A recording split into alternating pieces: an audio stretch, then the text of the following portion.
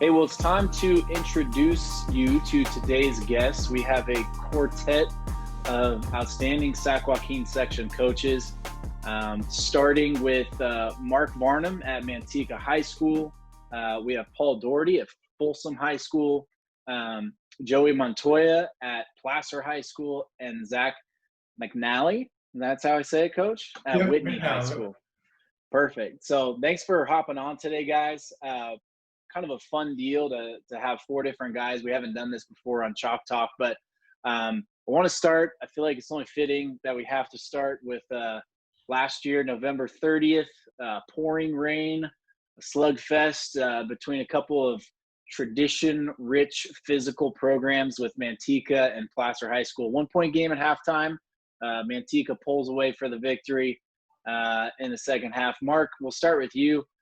What do you remember about that one? What kind of made the difference on that day, and how's your team shaping up for 2020?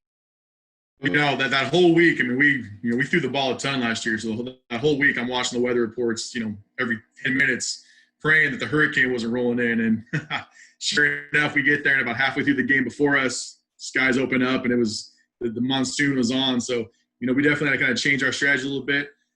More than anything, we made a couple big plays. Like you said, it was a 1-point game at halftime. Our little tailback, Trey Russell, he broke the first play to start the second half to take the lead. And then again, they were driving the ball down, to score and tighten things up. And our linebacker picked one and took it back to the house. So it really, it was a heck of a lot closer than the final score. And we just made a couple huge plays when we needed to. And, we just lucked out. It definitely got interesting with the rain. I mean, we had to kind of change what we did. It is our league MVP, Jacob DeJesus. He was kind of our all-everything guy. I think he touched the ball one time, just couldn't get him the ball because it was so wet and so windy. So it was a lot different than we planned kind of going in, which kind of pictured. But we were obviously happy with the result. Yeah, and I was kind of doing a little bit of homework, and I think it was both of the program's 11th finals appearance. And you guys were each, I think that was Manteca's 8th championship, and Placer's had 7. So just a ton of tradition there. Joey, just talk about the Placer program a little bit, and looking back at 2019 and then peeking into whatever 2020 is going to be like. $1 million question right now for everybody. What's 2020 going to look like? But yeah, we were very, we were pleased with last year. We felt like we really overachieved as a team and as a program. And we've been very fortunate and very blessed, over the last, 13, 14 years that I've been there. And obviously before me, Placer has been a program that has been, that's had a lot of success. And going against teams like Manteca and Whitney and some of these other teams, obviously Folsom's been kind of the premier program in the whole section for the last 10 years. We were happy to be there. And so looking forward to 2020, we were just talking about this before we started this. We're hoping that come July 27th, we have the green light from both the state, our own superintendents and administrators, and obviously our section that we're starting practice for fall 2020. Yeah, it'll be interesting. Our last episode was with a big time Texas program, and what they're talking about with the UIL is moving the season up 2 weeks to kind of stay away from that winter potential return of coronavirus.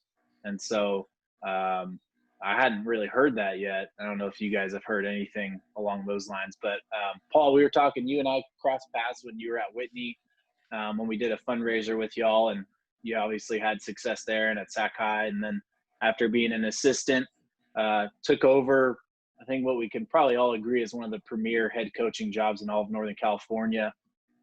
What's Folsom like, man? How did you enjoy the first year on the job? Folsom's awesome. It's been great. I had a great experience when I was at Sac High. I was there for 10 years. I loved every minute of it, and I just, it wasn't something that I can continue to sustain as I got married and had a family and all the different social elements there. I mean, I wouldn't trade it for the world. I learned a ton, yeah, like you said, when I went to Whitney High School, it was incredible. It was a great opportunity. Um, Incredible community support, resources. I'm sure Coach McNally can speak on that as well. And I had a ton of support at Whitney High School from the administration, coaches, players, all the way down. And yeah, I feel like we had a ton of success kind of igniting the program. They had been 1-9 the year before, and I kind of walked into a good situation with the quarterback, Hunter Rodriguez, kid who's going to be at UC Davis, or he's at UC. So, probably going to be the guy this year, right? Say that again? He might be the guy this year from what I hear. I think he's really, really good. I think he's the best one they got. I know they like 2 kids. They got the kid Miles, left-handed kid out of San Diego, who's also very good. But, I walked into Hunter Rodriguez at Whitney High School and was able to install just about anything and everything pass game-wise, and he was incredible, and that made my job a lot easier. And to be quite frank, I was just trying to replicate everything that I had learned about the program at Folsom, at Whitney. I was just trying to copycat it, and we made a lot of strides, and obviously Coach McNally's kind of built on that, being in the section game last year and just winning playoff games and winning home playoff games. I think that stuff's just awesome. So Folsom's been incredible. It's a huge campus, huge enrollment. I think everybody here is familiar with, the benefits of having 2,700 kids, and we do have open boundaries, and we get all kinds of great kids, and to be quite frank, kids who take football seriously, take themselves seriously as students, athletes. They're going to have success if we put them in positions to be successful. Yeah, it's definitely been a fun program. All of your programs, but it's been fun to watch Folsom. Chris, we had worked with for a number of years, and I know he's at Sac State now, which saw what they did winning the Big Sky, which is a really, really good conference. It's like the SEC of FCS football. And so, yeah, Zach, getting to you now. We ran a fundraiser together at James Logan when you were down there. And here you are at your first year at Whitney. You guys are 4-6, and you lose to Rockland, then you turn the thing around. You beat them in the playoffs as a 9 seed. You guys get to the championship game. Man, talk about the season and what it's been like there. Yeah, definitely a very emotional season, and kind of ran out of gas against a very well-coached, very physical Elk Grove team. Obviously, heck of a, kind of like Coach Montoya talked about, very much overachieving year for that group, very senior heavy. A lot of seniors kind of been through a lot with coaching changes since Paul was there, and then myself, and just definitely a good core group of young men that we rallied around. So that was really exciting for the seniors. Just one of those classes that you really, really hate to see go, because you can tell Whitney football meant a lot to them, and we have a lot of prideful young men coming up through. So really definitely excited about this next group. But I know this is for me and my program, I know this is kind of where we try to take advantage is in the off season. We're not, we're not the biggest, tallest, fastest, but we try to kind of get our edge in the off season. So this is definitely difficult time for, I think, all of us, but especially, in the strength conditioning realm. I know Paul, that's his deal, and that's mine as well. So it's definitely makes things difficult, especially with the camaraderie and all that. So, yeah. And I definitely want to get back to that, because I think it's super, super prevalent with what's going on. First, though, we talked about it, playing Rockland twice, which is such a cool rivalry there. We actually, when I was coaching at Concord High School, we played Clayton Valley, who, speaking of Elk Grove, I went to that NorCal game last year and got to see them play, which was a wild game, another just pouring down rain game. And Clayton Valley, who throws the ball about 3 times in the season, threw it 10 times in the last 2 minutes to come back. Long story short, when I was coaching at Concord, we played Clayton Valley and got blown out one year that they went to the state championship when they were holding them at Sac State. We play them again later in the year in the section championship, and we missed a 2-point conversion, which would have won it. What is it about playing the same team twice in a season? I want to open it up to all of you guys. Have any of you experienced this before, where you played the same team twice and had drastically different results, or is this just you, Zach? Well, the first 2 rounds we played Lincoln. First round we played them earlier, lost, and then so back to back we played didn't realize that. twice. So I mean, it's definitely, we won the one in the playoffs, luckily, but it's always tough to beat somebody twice. So Yeah, we've had experience with it as well. I know Manteca has as well with Oakdale, but 2016 we played center in our league, and then we ended up playing in the semifinals, and it's really tough to beat a great team twice, and fortunate enough to do it that year. And we did the exact same thing in 2017. We played center in the league, and then played them for the CIF championship game the same year. And so we've had our share of having to play a team twice, but as Zach said, it's really tough to beat a good team twice, and it takes a lot of you got to really, especially if you were on the winning side, the first round, it's more of I think of an advantage to be on the losing side and then have to play a team a second time. Whereas if you'd already beaten a team once and then have to play them again, it's hard to get those 16 to 18-year-olds to not overlook the team that you're playing. So it really comes to, you got to really coach your kids out of that. Yeah. I hit on it in 2017 with Oakdale. They actually, one of their better teams. They Folsom in the preseason at the Corral, had a pretty good showing against a Folsom team, and during league they beat us. I want to say by 3 scores, wasn't even close, and we ended up seeing them again in the section final. And I think our hometown paper picked against us that year. But kind of like what Coach said, it's almost better being on the losing side with revenge on your mind the second time around than it is trying to to beat them twice. So luckily we jumped on them. I think they kind of were expecting a similar result as regular season, and it wasn't the case. I mean, we got it done. So. Yeah, the Manteca Bulletin, right? That's the hometown. That's the hometown scrap. I love it. Well, let's talk strength and conditioning. I don't know. I've talked to a few coaches, and the guy I talked to yesterday is like, I have my kids send me a video of their workout. They're required to film it and send it to me. That's East Texas football. I don't know if Sac-Joaquin can do the same thing or if that's even legal. But Paul, let's start with you. How are you guys spending this time, and what makes a program successful in the weight room? What are the characteristics that make up a program to be successful? Well, for me, whenever I talk to people about the weight, I mean, I get that reputation, I think, because we've had a lot of success in the weight room, in the weightlifting world. So weightlifting being a competitive sport, my brother and I, we run a big club team in the U.S., and we've won the national championship every year, boys, girls, all age groups, sending kids to, world championships, Pan Am championships, Olympic trials, Olympic games. My brother coached the Olympic team in 2016 in Rio, slated to coach again in Tokyo. That got pushed back. But like I mentioned earlier, just being a classroom teacher, the biggest success I've found with the Olympic lifting program is the curriculum. It's just the teaching progressions of how to teach the snatch, how to teach the clean, how to teach the jerk. I do think a lot of those things translate over to the football realm. Kids learning how to absorb force, generate power, lifting weights on your feet because you play football on your feet. Where I've struggled, and I think like Coach McNally's done a good job. I've seen very little of what he's done, but very, very similar to like a college strength and conditioning program where those kids, while they're doing the Olympic lifts and cleans and squats, it's in a higher, intensity, a higher intensity repetition for that more mimics a football game. To me, when I teach in the weight room, it's mostly like a classroom. I have kids sitting down. And it's like safety first. You're always getting evaluated by the admin, and so I got 2 kids per platform, and 1 kid's lifting and 1 kid's sitting, and we're able to get a lot done that way. But I know that sitting in the weight room is not a real popular culture thing in the football world, and I understand that, and I'm trying to find a balance.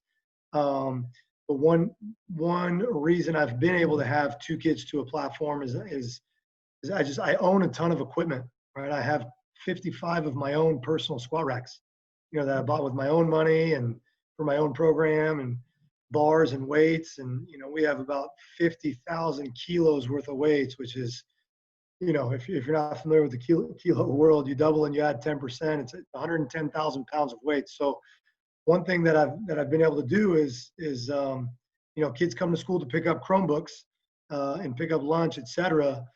I got 55 squat racks out at home with my players, in a program shared on a Google Doc. And, my wife has always thought I was crazy just buying weights. And, if you're familiar with what a squat rack and a bar weighs, and multiply that, or what that costs, multiply that by 55. And that's, that's what my wife, it's where I met my wife in the weight room, and she supports me 1,000%. And how much the kids are doing at home, I don't know, but kids are asking for weights. And so I'm able to deliver on that front, and we're lifting weights at home in quarantine. And, we don't mandate them to record anything, but if nothing else, they can squat or clean or press or do something, and better than nothing, I imagine. So, yeah. What else are some of you guys? Joey, let's head to you, Placer. How are you guys spending this time during quarantine, communicating with players and whatnot, and trying to get them to get their workouts in? Well, somebody alluded to it earlier. This is the time of year where you kind of makes or breaks your season. Decides if you're playing in late November or December. And obviously, the only silver lining is that we're all in the same boat. There's nobody working out right now, at least as collectively as a team. And so I have a strength and conditioning coach, my defense coordinator. He and I work hand in hand together, and he's altered all of our workouts to be able to do stuff at home, because, not every kid of ours has access to weights. And I don't know, I don't have what coach has, a massive. You mean a happy wife who's not mad at you for buying weights? No, I'm an ultra runner, so I look like I need to lift weights, but that's another side note. But anyways, and so we've altered all of our workouts for our kids to be able to do at home. And obviously, along with that, if they have the equipment, then there's stuff built into the program that we've done. So we've sent that out virtually over Google Classroom every week, with the exception of our spring break that we had a couple weeks ago. We've been sending it out weekly, and I've been texting kids and emailing kids and just trying to hold them accountable that way, and get them to hold each other accountable, over Snapchat or whatever they do. But that's kind of the approach we've taken. Yeah. I can't move past it. Football coach / ultra marathon runner. That's not a combination you hear very often. How did that come about? If you live in Auburn, it's just part of the DNA up in Auburn. It's okay. It's an ultra world, and I was supposed to run the Western States race this summer, but it's been postponed to 2021, so it's going to have to wait till next summer. But it's definitely not usually a combo of football coach that runs a lot, but it is what it is. Yeah, definitely. Mark, Zach, how about you guys? What's your program looking like during this time? Kind of similar to Joey. We've been doing a lot of Google Classroom, and just understanding that not every kid has the same access, but every kid, just kind of finding creative ways. Hey, get a backpack, get some sand. That's a weight vest. Do some squats with that. Finding different ways. Buy some bands on Amazon. You can do a lot with bands, a lot of resistance. We're kind of working on what you can do, not focusing on, hey, we don't have what we don't have. But fortunately, there's a couple kids I know in my program that have racks in their garage. I know, so they're getting some limited Olympic lift and some powerlifting. But other than that, just communicating via, Google Classroom. Going to start doing installs just like we would, because that'd be spring ball. So just kind of getting everything. It's for coaches, it's probably getting us the most organized we ever have been, because we have nothing to do but chart everything we did last year. That's why I'm sure we all have cut-ups, because we've already evaluated everything. So it's, you get a chance to really go everything with a fine-tooth comb film-wise and spend some family time. So that's, trying to focus on what we can do right now. But strength and conditioning wise, it's just what you can do, but making some adjustments to what you can do around the house. Yeah. How about you, Mark? It's more than anything, you got to get creative. Like Coach said, you use what you got.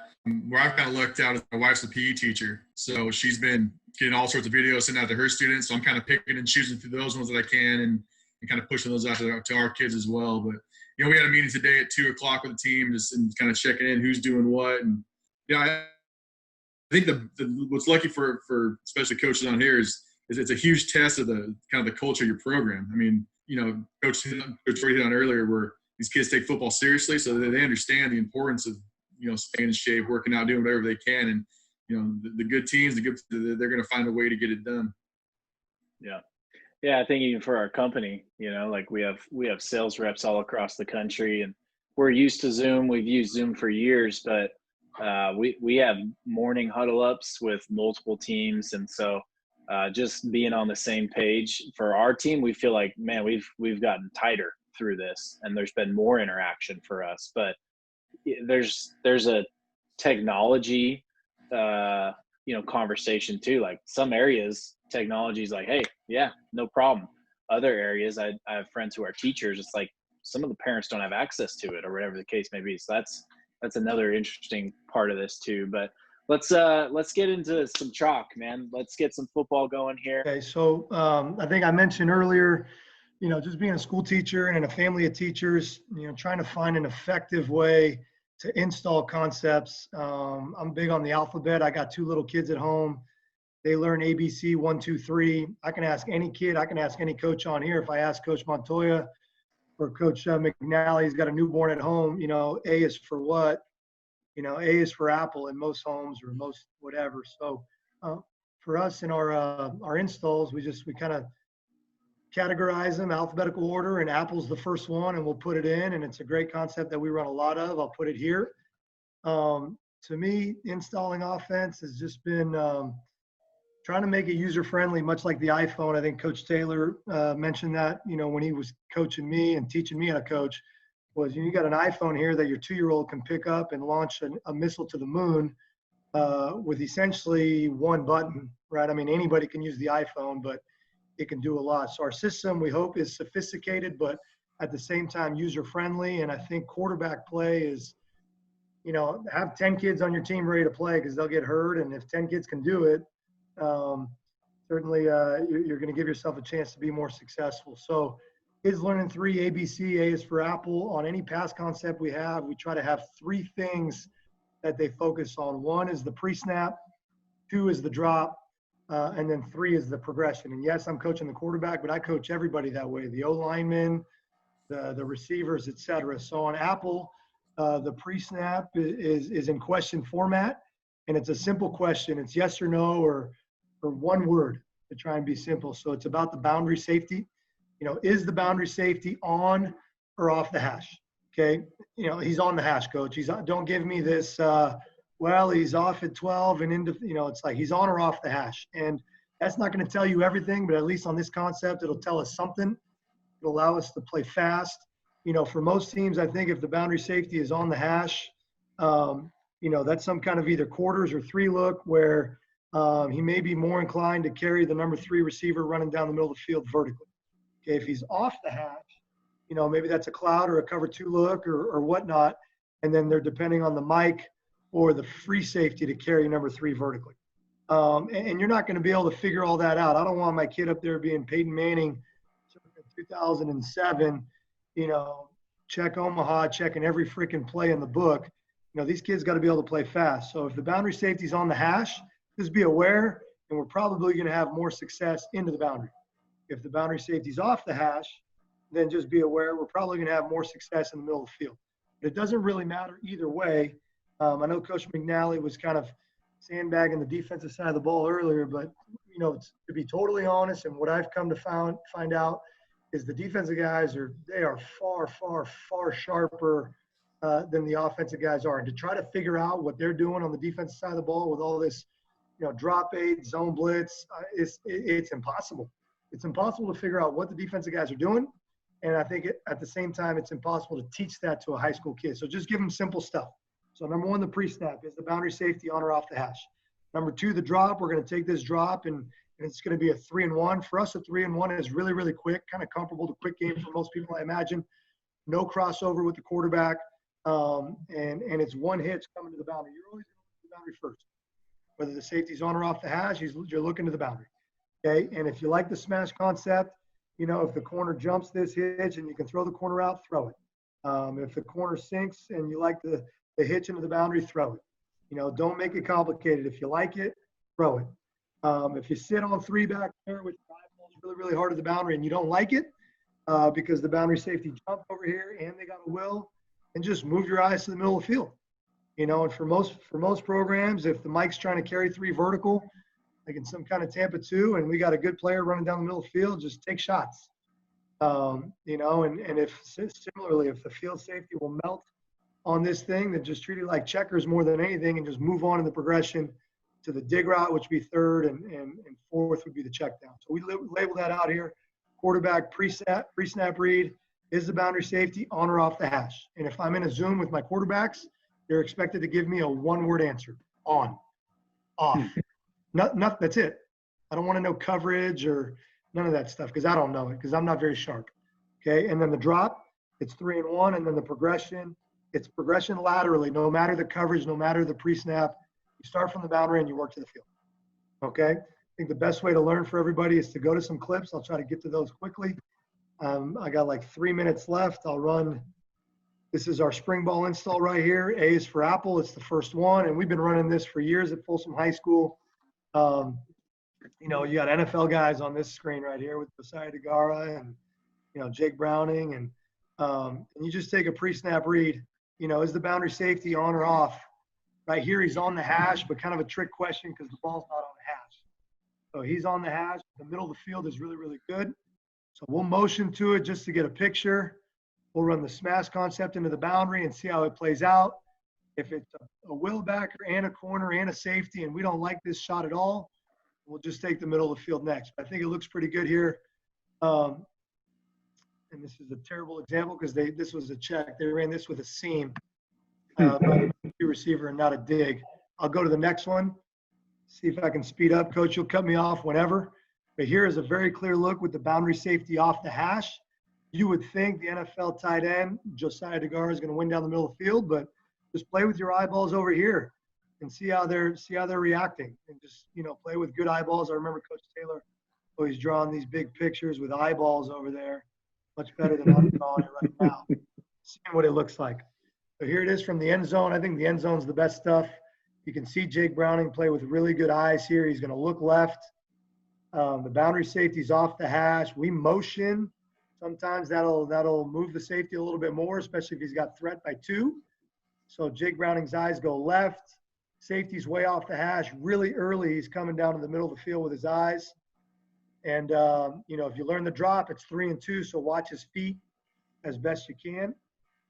He takes 3 quick steps with his eyes left and 2 short hitches. If you're a quarterback guy, you can kind of count them right here.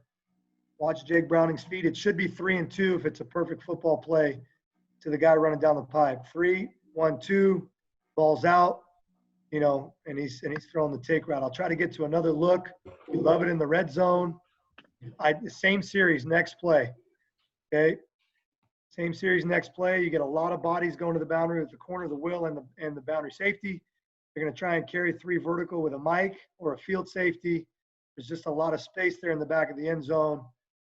And it's not perfect football. It's not perfect timing. But these are just tools in the toolbox, much like Coach Montoya, I imagine, gives his O-line guys tools. Jake Browning's buzzing his feet here because he's got confidence that his receiver's going to win. So it's 1, 2, 3. Kind of waits on it and makes a really good throw to the back of the end zone. This is Rockland here, same season, 2014. You'll notice the boundary safety here in my world, he's kind of on the hash, much tighter window. So, the corner jumps this hitch out here, and Jake feels like he can make that throw. We were throwing this yesterday, literally. I mean, I work with Jake in the off season, and he's at a park out here in El Dorado Hills, and we were throwing the same stuff because Josiah DeGara is in town. And 1, 2, 3, 1 gets that thing out on time. He likes the corner route into the boundary. I'll try to get to 2 or 3 more clips to see if we can get to a different check down or something. If they really roll the coverage to the boundary and melt the field safety on the vertical, then we can kind of get to the take route.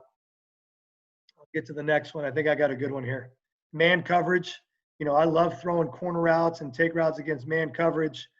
When I install this stuff, I usually do it with my quarterback coach, Coach Mosier, who's not the most athletic looking guy, and I'm not the most athletic looking guy, and I'll tell the quarterback, it's 2-on-2. It's you, Jake Browning, and your buddy Josiah DeGara. You play us in a basketball game, like, 2-on-2 probably means man, and you probably got a lot of confidence that you'll win against me and Coach Mosier. So 2-on-2 here into the boundary. I think this Monterey Trails, they're going to win on the corner route into the boundary. We kind of know where the corner's going. So that's like day one install for us. Drop back pass. It's 5-man protection. If Coach McNally's bringing 6-man pressure or things like that, it forces us to play fast and get the ball out, and quarterback's going to get hit in the mouth. And for us, it's part of the job description. Here's a good one. Boundary safety's off the hash. So, initially you don't think it's a great look, but just look at it. Take a look. If you like the smash concept, throw it. But essentially they outnumber us with a will, a corner, and a safety. So we're hoping to win down the middle of the field, vertical or dig by 2. It's like a side adjustment, and just see how it plays out. And I don't know if you can see it on your screen where the ball goes. But it's, even though if it's a scramble play, it's a good look where you'll see the boundary safety off. Here's Jake Jeffrey. He looks, there's a lot of grass in the middle of the field here, which is where he's trying to go, but, pocket breaks down and quarterback escapes. Cut me off on time if No, it's good stuff. I was going to say, maybe for some of the other guys on any like a little Q&A or any thoughts on the concept, maybe defense perspective. I'll let the video run because I'm a guy who likes to just see a lot of clips. I think this is a Clovis North team that was loaded with guys in 2015. And this, day one install for us, is January the 5th. Just in our PE class, we spend a lot of time throwing the ball because we kind of depend on being good at it. And we count on the guys to come and lift weights after school, which is a huge ask and a big time commitment. But, if you're going to throw the ball as much as we want to, we didn't throw it a ton last year, but we wanted to. So depending on different looks, spread formation, fish motion, love it in the red zone. We love throwing corner routes in the red zone. Love throwing take routes in the red zone. We love throwing it to Pac-12 football players in the red zone. That's Ariel. He's a linebacker guy. But, we try to throw in the ball a little bit too. ACC guys, SEC guys, any of them, right? Yeah.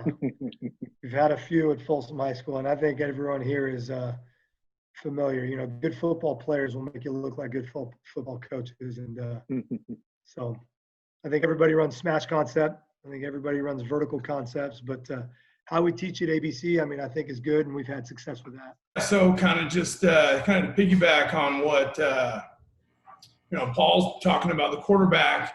And for myself, 2 things defensively. Number 1 is stopping the run. And after that, the second thing with the spread passing game, it's just confusing the quarterback, trying to find ways to give him different looks. So one of the ways that we're pretty successful this past year is, obviously it's situational defense played on the hash quite a bit. Paul's a quarterback guy. I'm sure he can, what's the easiest throw you want your guy to make? Usually into the boundary, short side of the field. That's kind of usually the sweet spot. And just situationally, I really like some end drop stuff because of the you get more numbers in coverage. You lose some in pass rush, but if you're in a predictable situation, you're able to keep your safeties high and defend deep routes. And also, not a lot of us, I think, have just freakishly huge defensive ends. So you're able to get an athletic guy, a little bit of love and space at the end that, maybe can do some different things. So right here we have, we're dropping the end of the boundary, cover 2 look. We're able to have our Tampa runner, Mike, through the pole drop while we still have under coverage because we don't need to have that ball drop by the boundary linebacker. So we're able to drop that end underneath, get a reroute. Quarterback, if you go to the end zone, first look, looking for a hot route right to the boundary. Yes, 2, 3. We got 2 over top, able to get a quarterback not able to get something quick and able to make a deep ball, able to get tons of eyes, able to get a big turnover. So that's one of the ways. Another clip right here is against another really good quarterback. You're able to get the quarterback to hold the ball. You're able right here, we're dropping. This is a drop 2 look. Still able to get that wall drop by our weak side, our rush linebacker. Able to hold the ball. We're still able to rally. Quarterback holds the ball. We're able to get a sack from the backside rush. And also, if the quarterback contains or breaks contain, we have the rush and the flat. So just a way to obvious passing downs. You get another guy in coverage, end zone cutoff. High school coaches know how many times you have an end zone problem during the game. It's it's good if you get a whole game without it. Another one right here. First look into the boundary. Quarterback holds it. Has to make a rush throw. Incomplete. Same type of thing. Quarterbacks talk about space. I know, a lot of coaches or quarterback guys that talk about space. As soon as they see space is covered, just maybe with a body, even though my end isn't great in coverage, I'll take them probably first couple weeks during install. We'll do linebacker drops with them. All you need to know is 2 drops, a buzz drop and a ball drop. If we're working cover 2, cover 3 concepts on that backside, same type of thing from the end zone. Takes away something quick. And also, you're potentially to get lucky. Sometimes you kind of dumb into something. Like right here, we're bailing, got a buzz drop, almost a hero on the backside. So definitely with the bodies that I get at Whitney, we get some rangy guys, some athletic defensive ends. I know Paul's coached a couple of these guys that, the type of body that we get, just being able to kind of use our strength and running in space. And, that's something that the end drop stuff does. Same thing right here. Taking away the first look, just kind of by alignment, by space. Quarterback has to get rid of the ball quickly. Think about a couple more.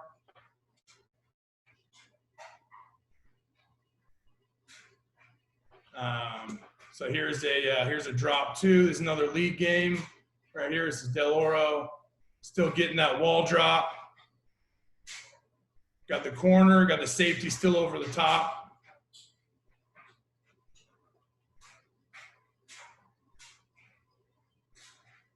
I mean, obviously, if you have a quarterback that's going to just escape and compromise your rush lanes, it's difficult. But so yeah, that's for all the spread that we see, just kind of a wrinkle that we do. It's not something that we hang our hat on. Just a concept that I got taught a year or so ago, and we've gotten some good mileage out of it, and it's something that kind of suits our personnel here at Whitney. Yeah, I love it. As a former D-line guy who had the worst pass rush on earth, I was often dropped into coverage. I played DN for a couple of years. Our first game at San Jose State, we had a bounce back from Boise State who dropped into the flat and had a pick 6. And I was like, oh, that looks fun. And I ended up being a 255-pound defensive tackle, which shows you how much slanting we did, and often would pop back and spy the quarterback, or make tackles on little dumps offs to running backs and whatnot. So I can definitely appreciate it. Well, I know it's short and sweet, guys, but hope you enjoyed it. Definitely appreciated each of you being on, thinking of you during this time, because we know as a company that it's definitely affected all industries, definitely ours. And we miss hanging out with clients and talking football ourselves. So best of luck to your program. Stay safe during this time. Social distance, keep it up. And we'll have you back on soon. Thanks so much. Appreciate it.